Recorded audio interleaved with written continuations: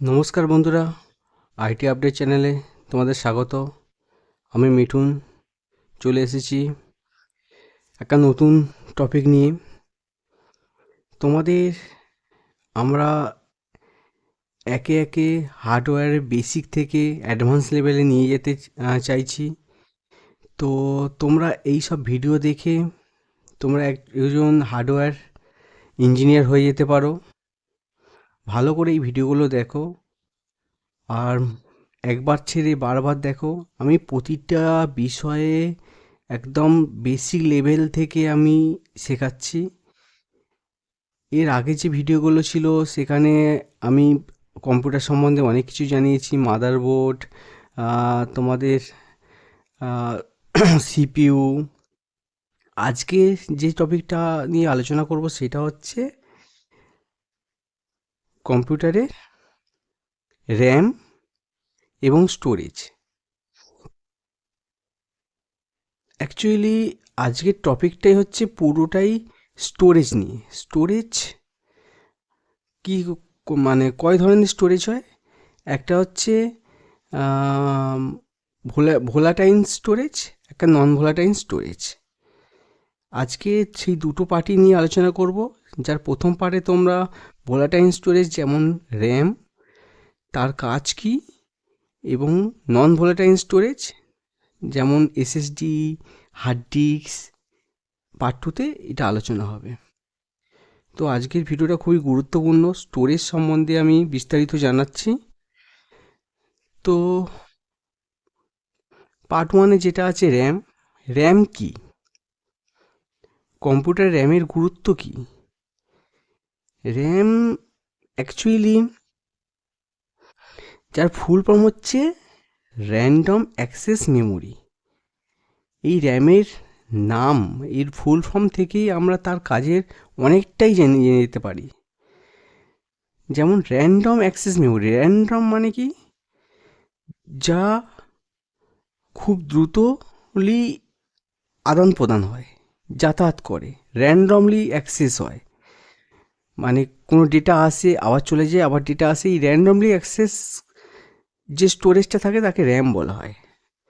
RAM actually volatile মানে হচ্ছে যা আমরা স্টোরেজ, এটা পার্মানেন্ট স্টোরেজ নয়।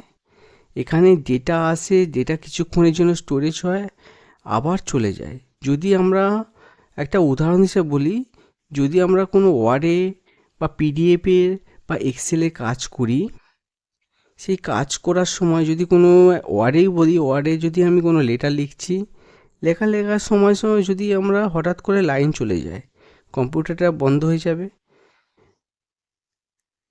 যখন কম্পিউটার লাইন আসবে, কম্পিউটার চালু করব, তখন কিন্তু ওই লেখাটা পাবো না।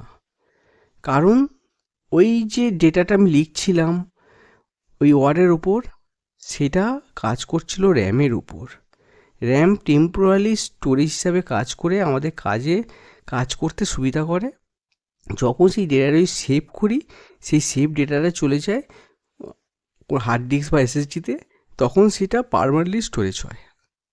তাই র্যাম দ্রুত কাজের জন্য, হাই স্পিড কাজের জন্য আমরা টেম্পোরারি মেমোরি হিসাবে এটাকে রাখি। যেখানে যে কোনো বিষয়ে যদি আমরা কোনো ব্রাউজার ওপেন করি বা যে কোনো প্রোগ্রামিং ওপেন করি, তা প্রথমেই আসে আমার র্যামে, তারপরে যায় হার্ড ডিস্ক। যদি সেভ করি তারপর হার্ড ডিস্কে। এবং এই প্রসেস করার জন্য প্রসেসরে সিপিইউর কাজ আছে। র্যাম হচ্ছে উচ্চ গতি টেম্পোরারি স্টোরেজ হিসাবে কাজ করে। কম্পিউটার বন্ধ হলে ডেটা মুছে যায় এবং সিপিইউতে দ্রুত ডেটা সরবরাহ করে। এবার র্যামের টাইপ। র্যাম দু ধরনের হয়, এস র্যাম, ডি র্যাম। মানে এস র্যাম মানে স্ট্যাটিক র্যাম, ডি হচ্ছে ডাইনামিক র্যাম। আবার ডাইনামিক র্যামের পাঁচটা ভাগ আছে: ED RAM, SD RAM, DDR SD RAM, RD RAM, CD RAM. এরও প্রতিটা আলাদা আলাদা ব্যাখ্যা আছে, তবে এত বিস্তারিত যাওয়ার দরকার নেই। কারণ আমরা এই র্যামের উপরে বেশি কিছু জেনেও লাভ নেই। যদি জানতে চাও কমেন্ট করে বলতে পারো, আমি বিস্তারিত জানাতে পারি। তবে বেশি জেনে লাভ নেই, শুধু এইটাই জানো র্যামের প্রকারভেদটা। র্যাম দুই ধরনের, SD RAM, S RAM, D RAM, এবং ডি র্যামকে 5টা ভাগে ভাগ করা হয়: ED RAM, SD RAM, DDR SD RAM, RD RAM আর সিডি র্যাম। আর এই ডিডিআর এসডি র্যামের উপরেই আমরা বেশিটা ফোকাস করব। এইটাই আমাদের অ্যাকচুয়ালি কম্পিউটারে ইউজ হয়। এবার টাইপ র্যাম, আমার যে ডিডিআর র্যাম বললাম, ডিডিআর র্যামেরও অনেক রকম জেনারেশান চলে আসে। এই জেনারেশনের মধ্যে প্রথমে যে র্যামটা ছিল ডিডিআর র্যাম, যেটাকে ডিডিআর 1 র্যাম বলি, DDR 2 RAM, DDR 3 RAM, DDR 4 RAM. এই ডিডিআর এবং ডিডিআর 3 র্যাম এখন আর দেখতে পাবে না, অনেক পুরোনো কম্পিউটারে এই র্যাম ইউজ হয়। এখন আমরা বেশি দেখতে পাবো ডিডিআর 4 এবং লেটেস্ট যেটা আছে ডিডিআর 5। এবার এদের পিন আছে, এই র্যামের এক একটা লিড এক একটা পিন হিসাবে ব্যবহার হয়। যেমন ডিডিআর 1 এবং ডিডিআর 2, ডিডিআর 1-এ 184টা পিন থাকে, DDR 2 and DDR 4 same pin থাকে 240 করে, আর ডিডিআর 4 অ্যান্ড ডিডিআর 5-এ পিন থাকে 288 করে। এই র্যাম দেখে এবং র্যামের স্লট দেখে, দুটোই জিনিস দেখে র্যাম লাগাবে। কারণ ডিডিআর 2 বা ডিডিআর 3 বা ডিডিআর 4 যে যা স্লটে যদি র্যাম না লাগে, অন্য স্লটে এরা লাগবে না। এদের প্রতিটা মাদারবোর্ডে আলাদা আলাদা স্লট ভাগ করা আছে, সেই পিনের ওপরই তবে লাগবে। যদি জোর করে লাগাও তো র্যামটা খারাপ হয়ে যেতে পারে বা মাদারবোর্ডের স্লটটা খারাপ হয়ে যেতে পারে। তাই ম্যানুয়াল দেখে এবং র্যামের স্লট দেখে তবেই র্যাম নির্বাচন করা উচিত। র্যামের কাজ কি? র্যামের কাজ আমি কিছুটা বলেই দিলাম। কি আছে? র্যামের প্রধান কাজ হলো সিপিইউ থেকে দ্রুত ডেটা বা ইনস্ট্রাকশান অ্যাক্সেস করতে সুযোগ করে দেয়। মানে কি? এই যে ক্রোম বলো, ওয়ার্ড বলো, এক্সেল বলো, ইউটিউব বলো, ফটোশপ বলো, এই যে প্রোগ্রামগুলো আছে, এই যখন প্রোগ্রামগুলো ওপেন করি, অ্যাপ্লিকেশানগুলো চালু করি, এর প্রতিটা ডেটা, প্রতিটা যে প্রোগ্রাম ওপেন হয় র্যামের উপর। র্যামের উপর থেকেই আমরা কাজ করি। আমাদের যত বেশি র্যাম হবে ততই মাল্টিটাস্কিং হিসাবে কাজ করতে পারবো। কিন্তু কম র্যামে যদি মাল্টিটাস্কিং কাজ করতে, সিস্টেম স্লো হয়ে যাবে। তাই র্যামের মেনলি কাজ করে রানিং প্রোগ্রামের উপর। তবে একটা ঝামেলা আছে, বলেছিলাম র্যাম কম হলে সিস্টেমকে স্টোরেজ বেশি নির্ভর করতে হয়, মাল্টিটাস্কিং কাজ করা যায় না, ধীর গতি হয়ে যায়। কত র্যাম দরকার? আমাদের সিস্টেমে কত জিবি র্যামের দরকার? আমরা পুরনো যে সিস্টেম ব্যবহার করতাম সেখানে 4 জিবি 2 জিবি র্যাম ইউজ করতাম। কারণ তখন আমাদের যে প্রোগ্রাম যে লেভেলে ছিল, যে কাজ করতাম, সেক্ষেত্রে সেই র্যাম যথেষ্ট ছিল। 2 জিবি থেকে 4 জিবি আমরা আপডেট করেছি, তারপরে আমরা 8 জিবিতে এসেছি, সেখানে আমরা কাজ করেছি। কিন্তু যেই দিন দিন যে জেনারেশন চেঞ্জ হচ্ছে, যেখানে প্রোগ্রাম লেভেল চেঞ্জ হচ্ছে, যেখানে কাজের গতি চেঞ্জ হচ্ছে, সেখানে 8 জিবিতেও আমাদের হয়ে উঠছে না। তখন আমরা 16 জিবি ব্যবহার করছি। মানে এখন আমরা বেসিক্যালি 16 জিবি ব্যবহার করি। অনেকেই 8 জিবি ব্যবহার করি, কোথাও বা 16 জিবি ব্যবহার করি।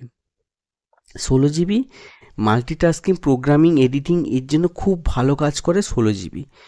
আমি বলবো এখন যে উইন্ডোজ 11 জেনারেশান চলছে, সেক্ষেত্রে 8 জিবি থেকে 16 জিবি করলেই আমরা ভালো কাজ করতে পারবো, কাজের গতি বাড়বে। যে হিসাবে আমরা এআই ব্যবহার করছি, যে হিসাবে আমরা প্রোগ্রামে কাজ করছি, সেখানে 16 জিবি মাস্ট হয়ে যাচ্ছে, 8 জিবি আর চলছে না।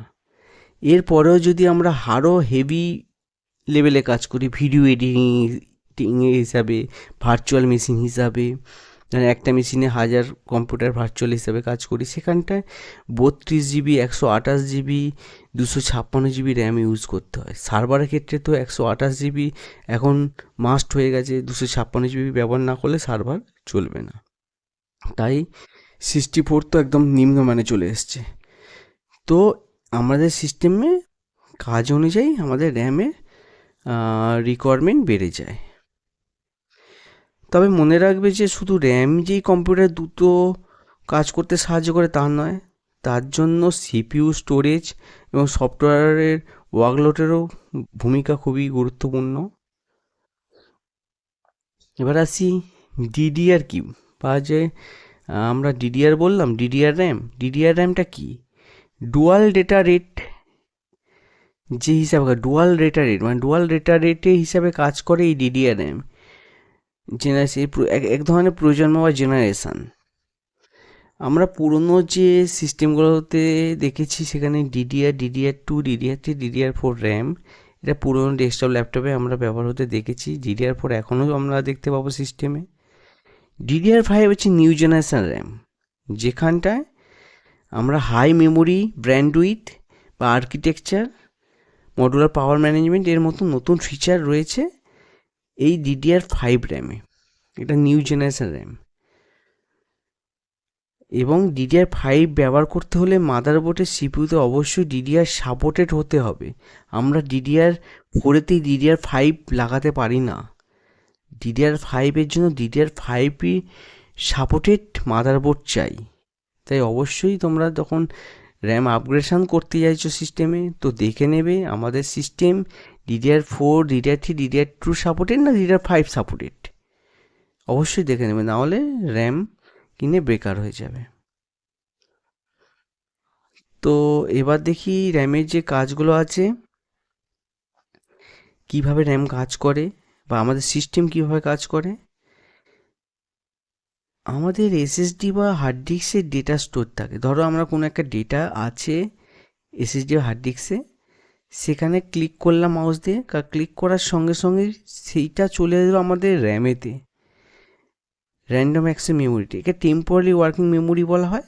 এখানে আমাদের কাজ করার জন্য আমাদের এই র্যামেতেই ওপেন হয়। এবার র্যাম যেই মাত্র আমরা কাজ করতে যাবো, সেই র্যাম পাঠিয়ে দেবে সিপিইউকে। আমরা কাজটা কীভাবে করব, তার কি করতে হয়েছে, তার রেজাল্ট কী হবে, সে সিপিইউতে পাঠানো, সিপিইউ সেই রেজাল্টটা দেবে র্যামেতে। র্যাম সেইভাবে কাজের রেজাল্টটা আমরা দেখতে পাবো ডিসপ্লেতে। নিচে দিয়ে রেখেছি, আপনি যদি কোনো ফাইল খোলেন, প্রয়োজনে ডেটা স্টোরেজ থেকে র্যামে আসে এবং সিপিইউ সেই ডেটা প্রসেস করে। এইভাবে কাজ আমাদের দ্রুতগতিতে সম্পন্ন হয়। এবার আমরা সেকেন্ড পার্ট, আমরা র্যাম জানলাম, যেটা ভোলাটাইল স্টোরেজ, যেখানটায় আমাদের ডেটা টেম্পোরারি স্টোরেজ হিসেবে ব্যবহার হয়।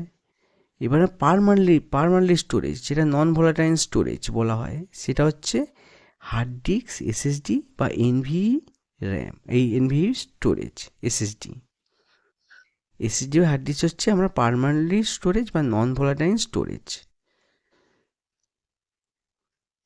হার্ড ডিস্ক এটি একটি ট্র্যাডিশনাল স্টোরেজ ডিভাইস। এইটা এখন যা ডিভাইসগুলো আছে এসএসডিতে, এর আগে যে আমরা কম্পিউটারগুলো ব্যবহার করেছি বা এখন আমরা দেখতে পাই হার্ড ডিস্ক দেখি, যার ভিতরে একটা স্পিনিং ম্যাগনেটিক প্ল্যাটার থাকে এবং রিড রাইট করার একটা হেডার থাকে। সবচেয়ে বড় সুবিধা হচ্ছে কম দামে অনেক স্টোরেজ ক্যাপাসিটি পাওয়ার জন্য আমরা হার্ড ডিস্ক ব্যবহার করি। আমরা যদি মানে 3-4টে ডেটা স্টোরেজ হিসাবে রাখা হয়, সেই ক্ষেত্রে আমরা হার্ড ডিস্কই ব্যবহার করি, এসএসডি ব্যবহার করি না। যেখানে আমরা movie, photo, backup, documents, archive এইগুলোকে আমরা এই হার্ড ডিস্কে রাখতে পারি। হার্ড ডিস্ক আমাদের স্টোরেজ, পার্মানেন্ট স্টোরেজ হিসাবে ব্যবহার হয়। আমরা হার্ড ডিস্কে একটা ছবি দেখব। এই ধরনের হার্ড ডিস্ক আমরা দেখেছি বা আগে কম্পিউটারগুলো আমরা দেখে থাকবো, এখন এসএসডি হয়ে গেছে। এটা অনেকটা ভারী টাইপের। এটা তোমরা একদম 128 খুবই দেখতে পাবে না, তোমরা 256 GB হার্ড ডিস্ক দেখতে পারো, 512, 1 TB, 2 TB, 5 TB, 6 TB। এই হার্ড ডিস্কগুলো দেখা যায়। এখন ক্যামেরাতে 6 TB 10 TB হার্ড ডিস্ক দেখতে পাওয়া যায়। তাহলে হার্ড ডিস্কের ভিতরে কি আছে? প্ল্যাটার আছে। এই প্ল্যাটার হচ্ছে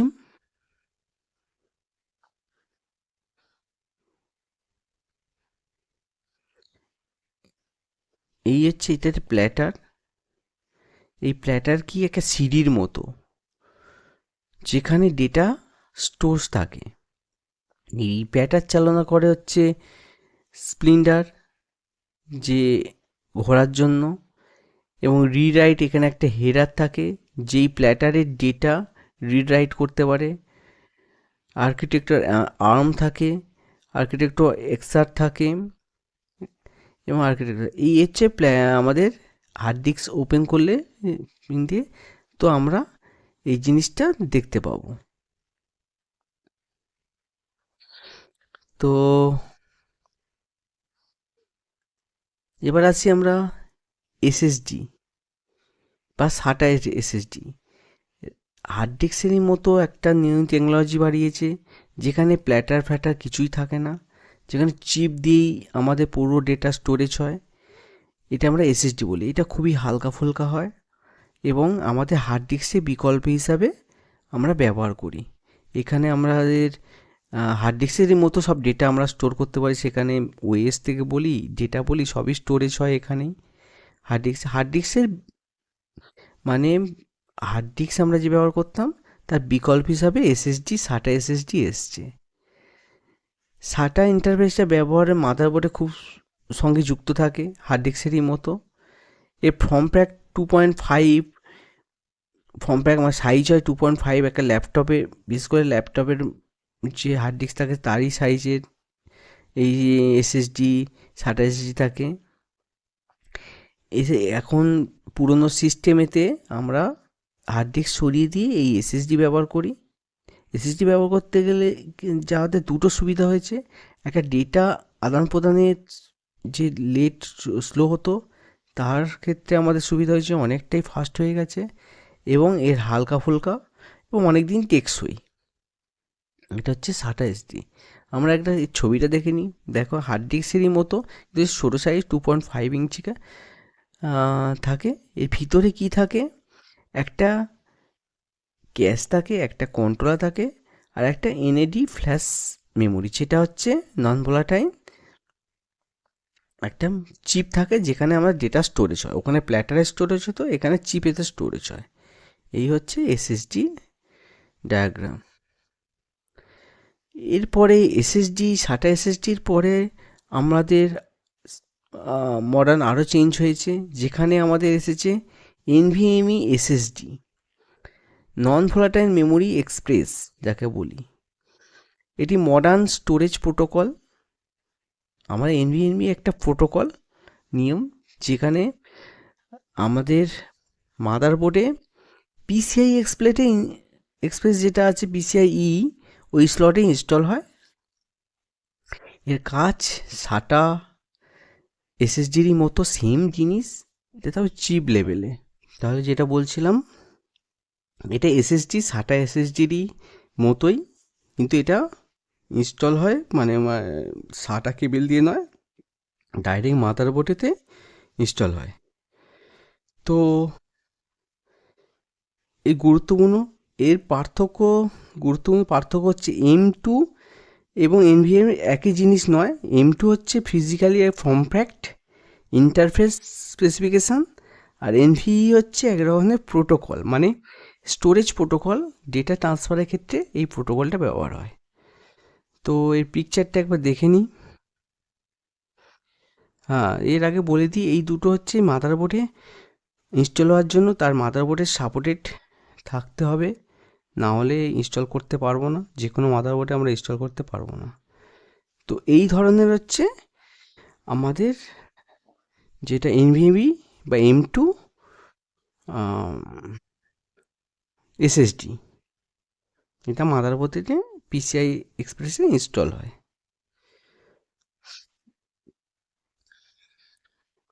এবার দেখে নিই এই হার্ড ডিস্ক, এসএসডি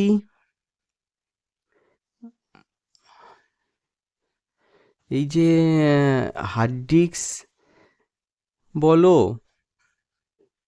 সাটা এসএসডি, এনভিএবি, এগুলো এর কাজ কি, মানে এগুলোর একটা জাস্ট পার্থক্য দেখে নিই, কম্পারিজন যেটা আছে।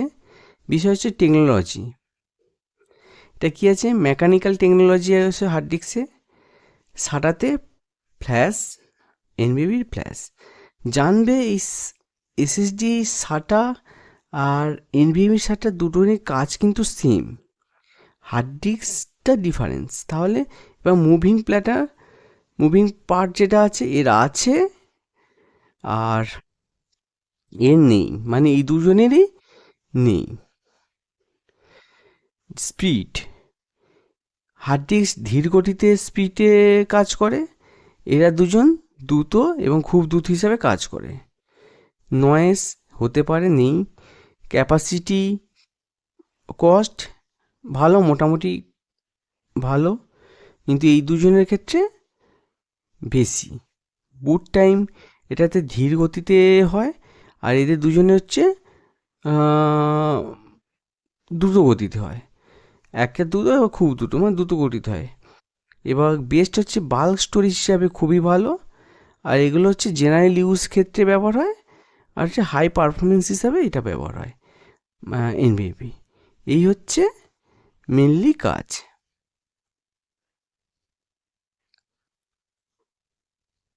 এবার র্যাম বনাম স্টোরেজ আমরা হার্ড ডিস্কে দেখে নিলাম। এবার র্যাম আর আমাদের এসএসডি হার্ড ডিস্কের দুজনের কি ডিফারেন্স। র্যামের হচ্ছে টেম্পোরারি ওয়ার্কিং মেমোরি হিসেবে কাজ করে, কম্পিউটার বন্ধ হলে ডেটা সাধারণত থাকে না। এখনকার যেগুলো সিস্টেম আসছে তাতে মানে ফাইলের মধ্যেই অটো সেভ অপশান থাকে, সেই জন্য পেয়ে যায়, কিন্তু অ্যাকচুয়ালি র্যামের যা কাজ করি সেগুলো যদি না সেভ করি থাকবে না, উড়ে যাবে।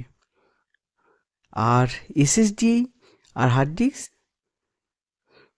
আর একটা গুরুত্বপূর্ণ জিনিস হচ্ছে র্যাম হচ্ছে কাজ করার টেবিল, আমরা কাজ করার যে টেবিল ইউজ করি সেটা র্যাম ওই ধরনের কাজ করে। আর এসএসডি হার্ডে আলমারি হিসেবে কাজ করে। আলমারি কী আছে, আমরা কোনো বই নিয়ে এসে টেবিলে পড়তে পারি কিন্তু আবার আলমারিতে ঢুকিয়ে দিই। র্যামের কাজ হচ্ছে ওই বইটা নিয়ে এসে র্যাম টেবিল হিসেবে কাজ করে, আর আলমারিতে রেখে দেওয়া, মানে স্টোরেজ, পার্মানেন্ট স্টোরেজ হিসাবে রাখা, সেটাই এসএসডি বা হার্ড ডিস্ক কাজ করে। লং টার্ম স্টোরেজ হিসাবে কাজ করে, কম্পিউটার বন্ধ হোক যাই থাকুক আমরা সেভ করে ফাইল রাখি, ফাইল আমরা ওখানে স্থায়ীভাবে রাখতে পারবো এবং পরে ভবিষ্যতে আমরা সেটাকে নিয়ে আবার কাজ করতে পারবো। এবার চলে যাচ্ছি পিসি বিল্ড করার জন্য কোনটি নেবেন।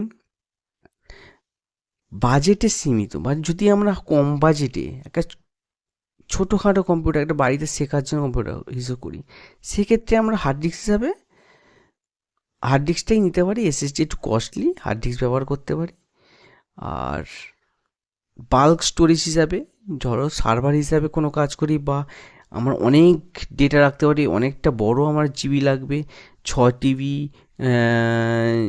6 টিবি বা 10 টিবি আমার ক্যামেরা ক্ষেত্রে লাগে, সেই ক্ষেত্রে তোমরা হার্ড ডিস্কই নেবে। হার্ড ডিস্ক নেওয়াই মানে বুদ্ধিমানের কাজ। এবং যদি আমরা দ্রুত কাজ, মানে দুটো ডেটা হিসাবে কাজ করি, পুরনো সিস্টেম আছে সেটা আপগ্রেডেশন করতে যাই, একটা ল্যাপটপ পুরনো আছে যেখানে পুরনো হার্ড ডিস্ক আছে, সেখানে আমি এসে যাই, হ্যাঁ পুরনো যে স্লো হচ্ছে, ফাস্ট হবে, সিস্টেম ফাস্ট হয়ে যাবে যদি আমরা সাটা এসএসডি লাগিয়ে ল্যাপটপকে আপগ্রেডেশন করি, আমাদের যা স্পিড ছিল তার থেকে অনেকটাই ফাস্ট হবে। আর এনভিএমি র্যাম সব জায়গায় আমি আপগ্রেড করতে পারবো, পুরনো সিস্টেম থেকে নতুন সিস্টেম আপগ্রেড সাটা এসএসডি ব্যবহার করতে পারি, কিন্তু এনভিএমি র্যাম শুধুমাত্র সেই সিস্টেমের আমি আপগ্রেড করতে পারি যেখানে তার সাপোর্ট করতে পারবে, যেসব মাদারবোর্ড সাপোর্ট করার ক্ষমতা আছে সেখানেই আমি এনভিএমি র্যাম ব্যবহার করি, এবং যদি ব্যবহার করতে পারি তো দুটো ডেটা অ্যাক্সেসে বা দুটো কাজ করার স্পিড আমরা এখানে পেয়ে যাব।